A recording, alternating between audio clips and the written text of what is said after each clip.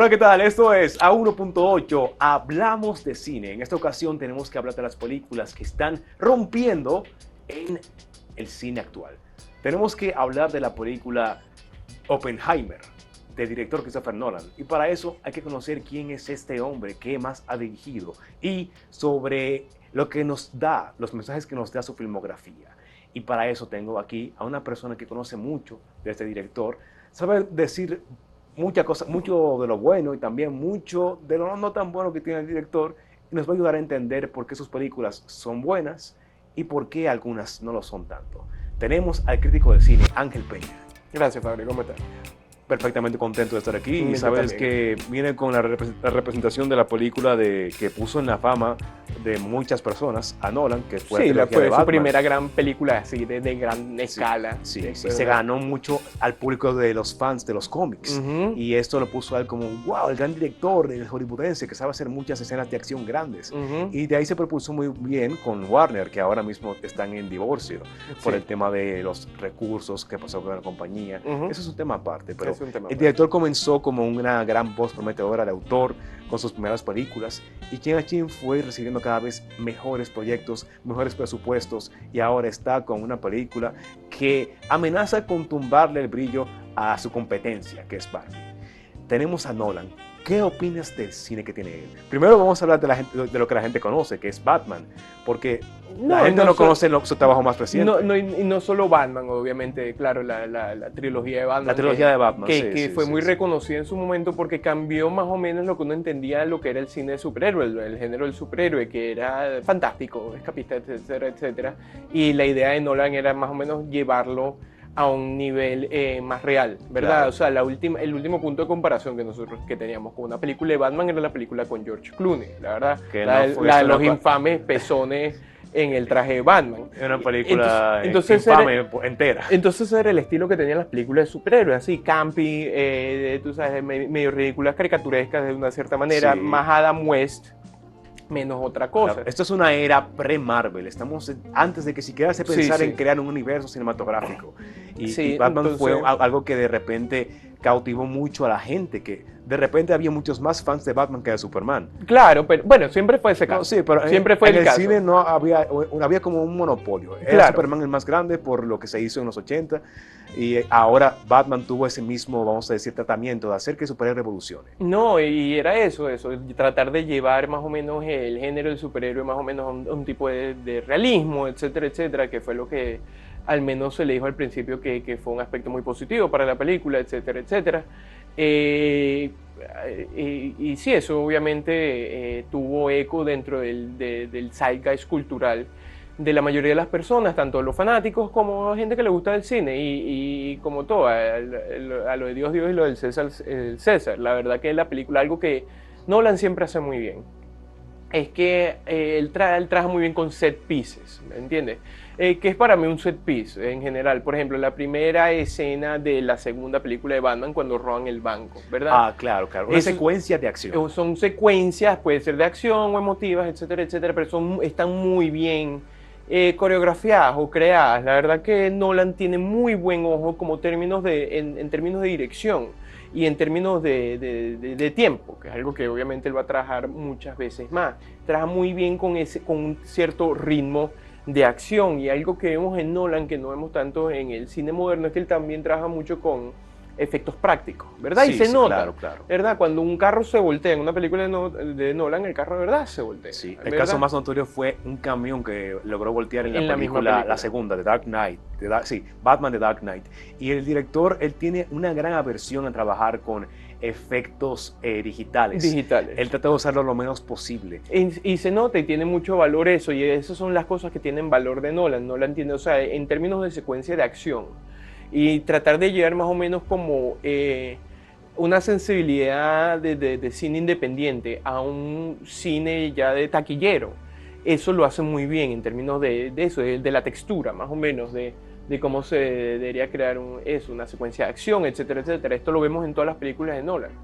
Que a pesar de que la película no sea tan buena, la película funciona a pesar de sus fallas porque tiene ese elemento cinético y dinámico de estas grandes secuencias, como dije anteriormente, la primera secuencia del robo en la segunda de Batman, la escena en Inception cuando están como en el pasillo que está dando vueltas. Sí, sí, hasta en películas como Tenet, la escena como de acción de pelea, que la primera vez que el protagonista el protagonista se pone a pelear con uno de los malos, etcétera, etcétera. Tiene muchas buenas secuencias de acción. En Dunkirk, la primera toma, ¿verdad? Que es una toma continua, que está más o menos persiguiendo a un soldado que lo están persiguiendo unas balas.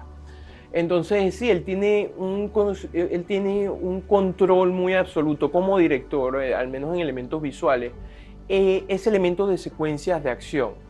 Claro, sientes que esa es la parte que hace que la gente conecte de una vez. Eso conecta de una vez, conecto yo, conecta cualquiera, porque la verdad es que tiene mucho conocimiento técnico y la verdad tiene muy buen ojo en cómo determinar más o menos el ritmo de cada acción. Y la verdad que, o sea, vamos a poner dos ejemplos, películas supuestamente de acción, agarra Rápido y Furioso y agarra una escena de cualquier escena de acción de una película de Nolan y una es 27.000 veces mejor que otra. Claro que sí. Las dos trabajando con explosiones y con carros que se voltean, etcétera, etcétera, porque conoce más o menos la dinámica de la escena así, la toma en sí, porque Christopher Nolan de verdad es un gran director.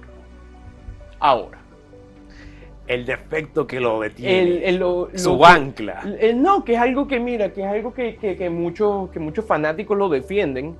Yo no los entiendo porque tienen el mismo fanatismo que alguien que quisiera hacer un fatua contra alguien, porque la verdad es que es indefendible. Es que lo que siempre continuamos viendo es que Christopher Nolan es un gran director que lo que necesita es un buen guión delante de él. Así es. Porque muchas veces, o sea, yo tengo mis críticas contra Batman, distintas a las demás.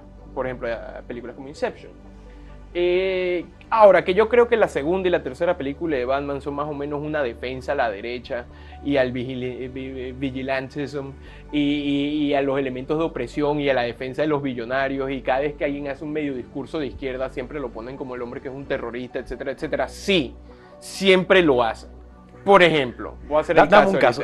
Sí, hace falta un ejemplo para eso. En la segunda, yo supongo que la mayoría de las personas ya vieron la segunda película. Sí, la primera película es la de Batman Begins. Ajá, que es con Liam Neeson, el malo es Rachel Gould. La segunda es The Dark Knight con la grandísima actuación de Joker de Heath que nadie se la quita, es excelente, nadie, ¿verdad? Pero un gran villano. La tercera es The Dark Knight Rises. ¿Qué es el Guasón? ¿Qué es el Joker en la segunda película? El Joker es como un agente del caos, ¿verdad? Sí, exacto. Misterioso. Un agente del caos que tú no puedes racionalizar con él, etcétera, etcétera. Tenemos que recordar que en este momento en Estados Unidos era alrededor del 2007, 2008.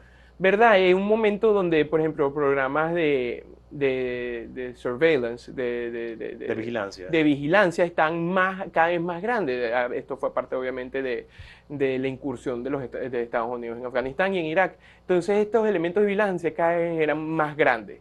Ahora, ¿qué es este análogo del Joker en la película? Bueno, un terrorista, ¿verdad? Que no tiene ni voz ni voto, lo único que quiere hacer es destruir cosas, ¿verdad? Porque sí, porque sí. Aparente. Ahora, ¿cómo consigue Batman al Joker? ¿Cómo lo consigue? Con un sistema que básicamente viola la privacidad de todo el mundo en la ciudad. Hackea todos los celulares, ¿verdad? Sí. Para conseguir al Joker. ¿Qué significa esto? ¿Qué es lo que quiere decir la película? Que esto es necesario para conseguir al malo, ¿verdad? Ese es el tipo de defensa que a mí me molesta. Ahora, ¿qué pasa al final? ¿Verdad? Tenemos a Dos Caras, ¿verdad? Dos Caras, se volvió loco, etcétera, etcétera. El hombre al final se muere. ¿Qué pasa en la película al final? Spoiler alert. Spoiler alert, muy tarde. ¿Qué pasa al final? Batman viene y dice, ¿por qué no? Porque él es un hombre con honor. Y dice, no digan que Dos Caras hizo todo esto. Digan que fui yo. Entonces la idea es que uno diga, ay, Batman, tú sí eres bueno. Pero no. ¿Por qué? Porque, ¿qué quiere decir ahí la película? Que la mentira aceptada es mejor que la verdad y es más necesaria que la verdad, ¿verdad? De la misma manera que ellos pueden defender la invasión a Irak, ¿verdad? Diciendo, no, aquí hay armas nucleares, ¿me entiendes? Pero después dicen, no habían armas nucleares, pero Saddam era malo, ¿verdad? Es la misma lógica. Que el gobierno, o el Estado, o este billonario, ¿verdad? Que lo que hace es caerle a golpes a gente con problemas mentales, ¿verdad? Tienen la potestad de decirte a ti cuál y cuál no es la verdad. Y si te descubren, era por tu propio bien. Tú no estás preparado para entender la verdad. La mentira aceptada por el sistema del poder es mejor que la verdad en sí.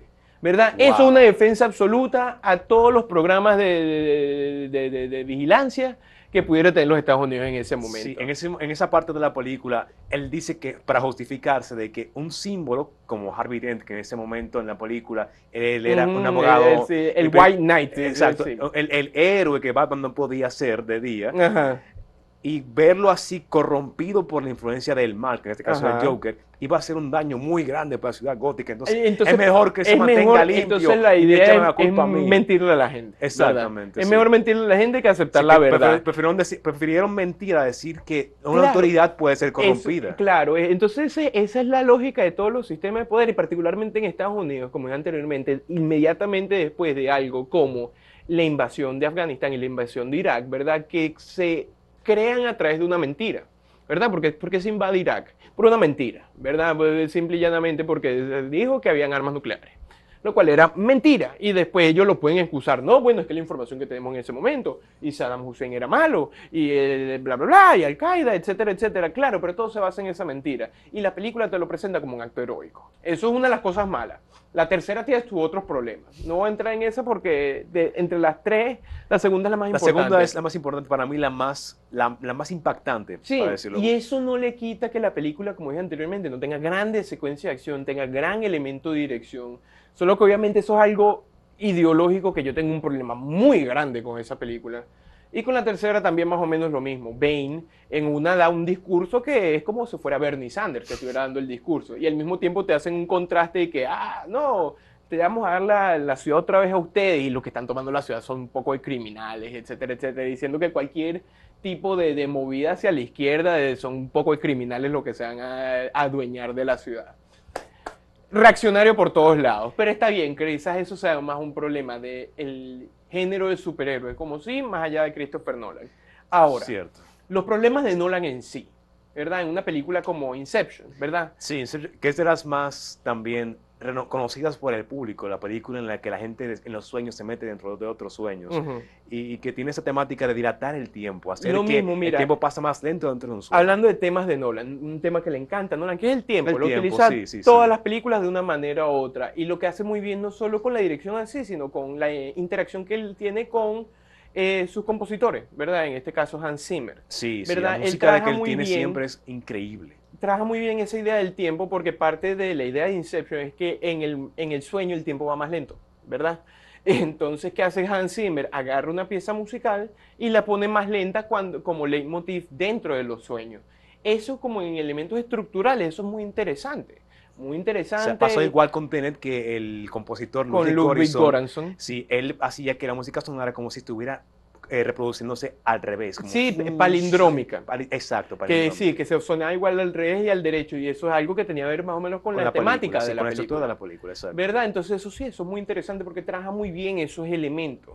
Ahora, algo que le encanta hacer a Nolan, que lo hace en Inception y en Tenet, que si tú ves las dos películas son casi la misma película, bombas de exposición. Bombas de exposición. ¿Qué es eso? Espérate, No, es que- espérate, vamos a dar la explicación de eso tras la pausa, así que quédese con nosotros en A1.8, hablamos de cine.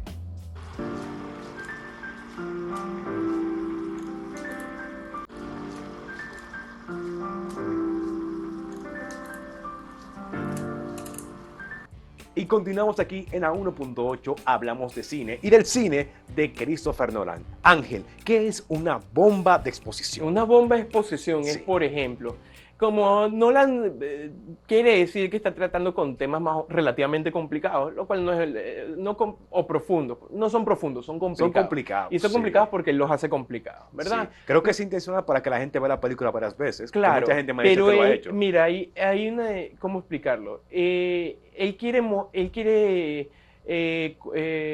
have a cake and eat it too, que es un Sí, término sí, sí, americano. Él quiere decir que algo es complicado, pero al mismo tiempo quiere que la gente medio lo entienda o quiere explicarlo, ¿verdad? Porque como él trata también con películas taquilleras, ¿verdad? No puede tratar tanto con ambigüedad ni con misterio, sino tiene que más o menos llegar a un punto de reconocimiento en la audiencia para que la audiencia lo pueda ir a ver. Tan sencillo como eso. Entonces, ¿qué hace esto? Que tengan estas bombas de exposición. ¿Qué es una bomba de exposición? Bueno, en el caso de Inception, cuando comienzan a explicar más o menos la dinámica de los sueños, ¿verdad? ¿Por qué pasa esto? 5 minutos explicando por qué pasa algo. Sí, la Que estructura tenga de que sí, o sí, no sí, tenga sí, sí. sentido es otra cosa. Sí, se ponen a hablar de no, que el sueño, que está el anfitrión, que ese es el que tiene el sueño y eres tú, que tú llenas el sueño con tu mente, y que tu mente, y que tú puedes hacer tal cosa. Pasa el tiempo. ¿Y qué 6 pasa? minutos ¿Por qué es el después en arquitecto? No, el arquitecto es el que diseña el sueño, entonces tiene que ser así. Entonces, claro, entonces son complicado. 15, 20 minutos, alguien explicando algo y no está pasando nada en la película, ¿verdad? No. Hacen eso porque quieren crear una narrativa interna, etcétera, etcétera. Lo mismo pasa en Tenet, ¿verdad? Ay, la primera vez que le introducen a las balas, no, es que esto tiene una entropía inversa, entonces cuando tú haces como que dispara, la bala se regresa y tú... Eso no como que no tiene mucho sentido, No pero quieras está bien. entenderlo, siéntelo. No, pero no hay que sentirlo. Y la bala porque se devuelve. hay una Increíble. diferencia entre profundo y complicado, Sí, ¿verdad? sí, sí, sí. Tú ves una película, por ejemplo, 2001 dice el espacio, no, voy a agarrar 2001 para después, Stalker de Tarkovsky. Una película profunda porque trata de ideas del deseo, etcétera, etcétera, y una película misteriosa, ¿verdad? Bueno, poner a Tarkovsky al lado de Nolan Bueno, está pero, complicado. pero Nolan trata con complicaciones. Complicaciones te las puedo hacer yo, ¿verdad? De la misma manera de que yo puedo crear un sistema interno lógico suficientemente complicado que la gente va a pensar que es inteligente. Pero no porque algo sea complicado lo hace inteligente. No, eso Lo hace complicado. Lo hace complicado. No hay profundidad encima de que no hay es difícil de profundidad entender. en sí, exacto. Es difícil de entender porque tiene una lógica vuelta loca. Entonces algo, mira, una película como Inception dice, no, que los sueños, etcétera, etcétera. Hermano, Bueno. eso es una película sobre un robo, ¿verdad? Exacto, es una Que película cuando de robo, están heist haciendo el movie. guión pusieron sueños arriba. Pero con sueños no tiene que ver nada. La película no te dice nada de los sueños, de la naturaleza de los sueños, del nada. significado A de nadie, nada. mira, nadie vuela. Es un mecanismo simple. Nadie se le caen los dientes. nadie está yendo a un examen del colegio sin pantalones, ¿me entiendes? O sea, una película sobre sueños, el discreto encanto de la burguesía, ¿me entiendes? Cualquier película de David Lynch, pero no me vayas a decir a mí que Inception es una película de sueños, una película de un robo, ¿verdad? Y vuelvo otra vez, muy bien hecho, o sea, en el sentido dinámico de la película, esas escenas cuando se doblan las calles, esa escena de eso, del pasillo que está dando vueltas, todo eso es muy interesante. Ahora, muchos defienden a Nolan como si fuera un genio. No, o sea, la película termina como una película B de los 50. Lo que le faltaba era un signo de interrogación al final. ¿Me entiendes? Eso, o sea, y la gente, claro, se rompe la cabeza tratando de buscarle la lógica a esto, cuando en realidad no tiene tanta lógica. Entonces, esos son los problemas de Nolan que ocurren una y otra vez. La idea es que quieren hacer algo complicado, pero también lo quieren hacer entendible, ¿verdad? Lo mismo pasa en Interstellar, otra película que tiene gran diseño y hay que dárselo a Nolan. O sea, tú ves Interstellar en el cine y la verdad que es impresionante. Que es la magia del cine. Uno siente la grandeza, claro. Él sabe hacer eso. Viendo el agujero negro, todo esto es increíble. Pero, Dios mío. O sea, vamos a suponer que te estuvieras leyendo el guión y tú dices, ah, bueno, está bien. Y el hombre entró como una librería, pero es como borrosa. Y tú, ah, bueno, ok. Bueno, spoiler alert, la parte después, del final, la conclusión de Interstellar es algo complicado. Y después que, no es complicado. No, es extraño. Que porque si el amor, no que si, por favor, hermano. Mira, 2001 dice al espacio, una película que es complicada, sí, pero tiene el suficiente coraje para ser ambigua, ¿verdad? Para decirte más o menos, trata de entenderlo tú como tú puedas, no te lo explica, no hay bombas de exposición. Porque Arthur C. Clarke, que fue el que escribió el libro, dijo, estamos hablando de los temas del universo, por naturaleza van a ser relativamente inentendibles. Nolan quiere explicarlo, Nolan quiere tener como un logicismo empírico de él. O sea, yo creo que en la última película que vaya a ser Nolan, un personaje va a conocer a Dios y Dios va a tener la cara de Christopher Nolan. Entonces son cosas de ese estilo. No le des ideas a Nolan, por favor. No, pero va a ser algo así, entonces... pasa que sí trabaja con ideas interesantes, sí, con esto de moverse de un tiempo a otro, etcétera, dilataciones del tiempo. Sí, exacto. Todo esto es muy interesante hasta que lo explican. Y cuando lo explican, carece de todo lo que hace especial a ese tipo de cine, se pierde muy rápidamente. Entonces sí, es un problema. El final de Interstellar es una barrabasada, o sea, de verdad que a mí me da lástima. Y es una gran película en términos visuales, y siempre voy a recordar esto. Y vamos a agarrarle al menos uno de los puntos buenos que tiene Nolan. Porque, por ejemplo, cosas malas que tiene Nolan. Ese ambiente melcochoso familiar que siempre le ponen. Porque en Interstellar la mamá tenía que estar muerta.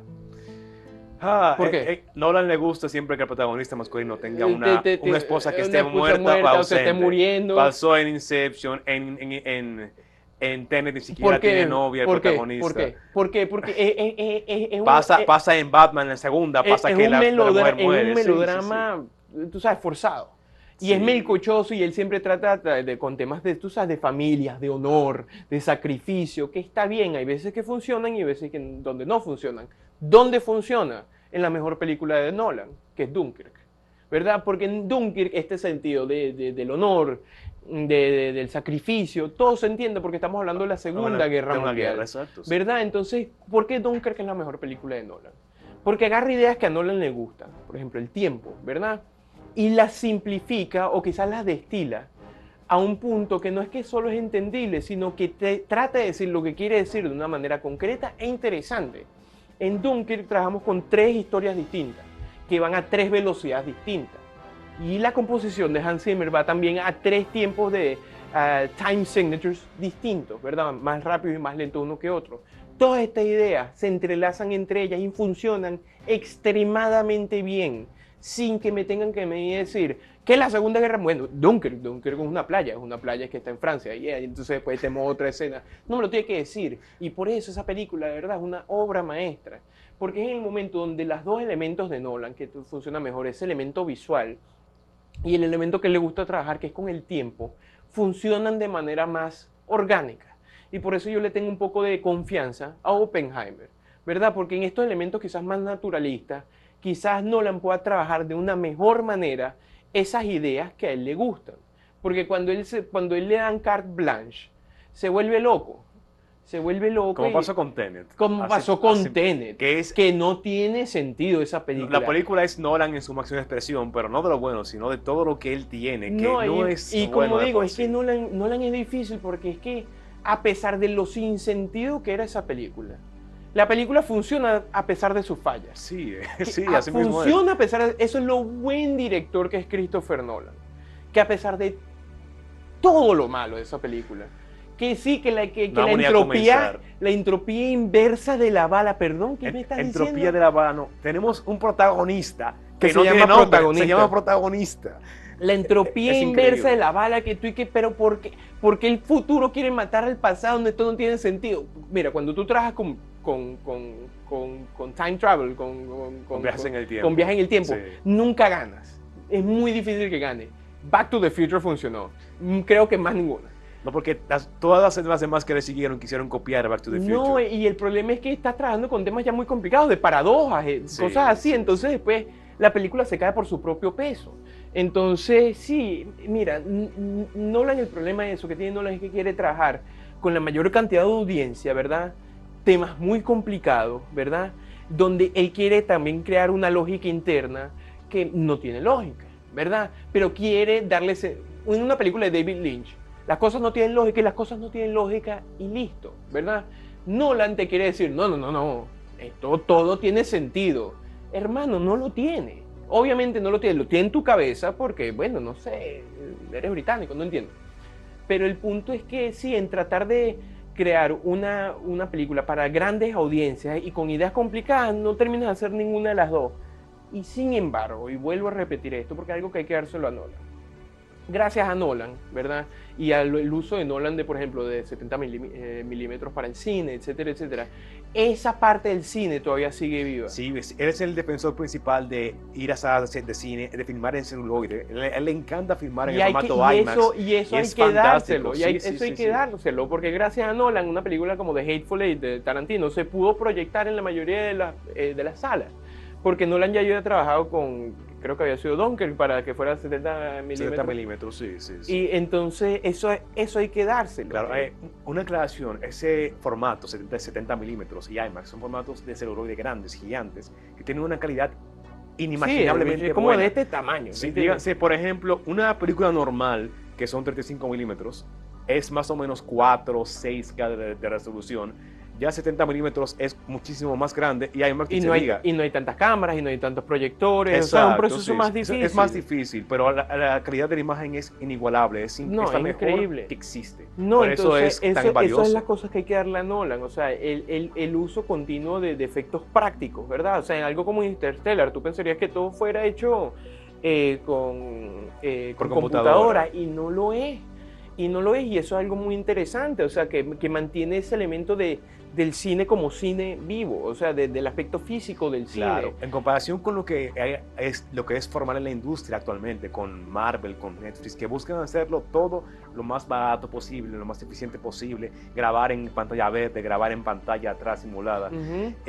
Se nota la diferencia de cuando Se tú lo haces nota es real que y Nolan tiene esa ventaja. del cielo a la tierra. Entonces, sí, yo sé que estaba aquí matando a Nolan por sus limitaciones de guionista, porque no solo la escribe él, sino la escribe el hermano. Y las películas las produce la esposa. Necesita alguien fuera de la familia. Ese no es el punto. Sí, sí. No, aunque yo esté criticando esto, que son elementos muy criticables, ¿verdad? Y el que quiera estar desacuerdo conmigo, nos vemos en el estacionamiento. Todavía hay que reconocerle que la verdad que Nolan como director es uno de los más grandes directores, al menos en términos visuales, o sea, rescata esos grandes elementos del cine antiguo, de Griffith, de Gans, y hasta del mismo Kubrick. Entonces sí, yo sé que en este momento he estado criticando a Nolan en sus términos de guión, pero las cosas buenas, claro que se lo va a decir, como en Dunkirk.